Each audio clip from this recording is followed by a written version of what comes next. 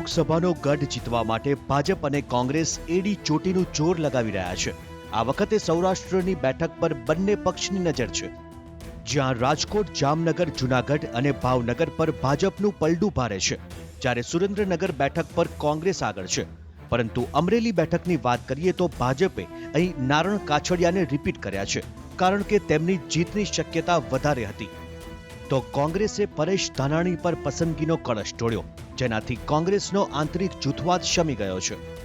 અમરેલીના તમામ ધારાસભ્ય કોંગ્રેસના હોવાથી તેનો સીધો ફાયદો કોંગ્રેસને થઈ શકે। અમરેલી બેઠક પર લેઉવા પાટીદાર સમાજના મતદારોનું પ્રભુત્વ છે। 2017ની વિધાનસભા ચૂંટણીમાં પાટીદાર આંદોલનની અસર ચોક્કસ જોવા મળી હતી, જેના કારણે ભાજપને મોટું નુકસાન થયું હતું। જો કે આ વખતે પરિસ્થિતિ બદલાઈ છે, ત્યારે ભાજપ કેટલું ડેમેજ કંટ્રોલ કરી શકે છે તે મોટો સવાલ છે। આ તો વાત થઈ અમરેલી બેઠકની। જો વાત કરીએ પોરબંદર બેઠકની તો આ બેઠક વિઠ્ઠલ રાદડિયાનો ગઢ રહી છે, પરંતુ ભાજપે નવા ચહેરા રમેશ તડુકને મેદાનમાં ઉતાર્યા તો કોંગ્રેસે રાજકારણના જૂના જોગી અને પાટીદાર નેતા લલિત વસોયાને ટિકિટ આપી છે, જેથી આ બેઠક પર રસાકસી જોવા મળશે। તડુક પ્રથમ ચૂંટણી લડી રહ્યા છે તો લલિત વસોયા ખેડૂતોના નેતા તરીકે ઓળખાય છે। મોટાભાગે આ બેઠક પર પાટીદાર સમાજના મતદારોનું વર્ચસ્વ છે। ગોંડલ, જેતપુર અને માણાવદર તથા પોરબંદર શહેર વિધાનસભા મતવિસ્તાર ભાજપ માટે મજબૂત બનાય છે, જ્યારે ધોરાજી, ઉપલેટા અને કુતિયાણામાં કોંગ્રેસ મજબૂત બનાય છે।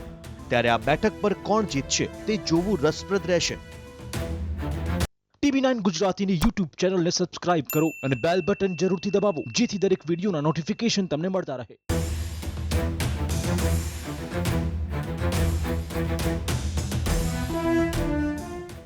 આ બંને બેઠકને બાદ કરતા સુરેન્દ્રનગર બેઠક પર લાલજી મેર દ્વારા અપક્ષ ઉમેદવારી નોંધાવતા રસાકસીનો જંગ થઈ શકે છે। આ બેઠક પર ભાજપે મહેન્દ્ર મુંજપરા જેવા નવા ચહેરાને મેદાનમાં ઉતાર્યા છે, તો કોંગ્રેસના સોમા પટેલ મેદાનમાં છે। બેઠક પર કોળી સમાજનું પ્રભુત્વ હોવાથી લાલજી મેર પરિણામ પર અસર પાડી શકે છે। ત્યારે હવે જોવાનું એ રહે છે કે ભાજપ તેના 26માંથી 26ના ટાર્ગેટને પાર પાડી શકે છે કે પછી કેટલીક બેઠક પર કોંગ્રેસ ભાજપનું ગણિત બગાડશે। મોહિત ભટ્ટ સાથે બ્યુરો રિપોર્ટ, TV9।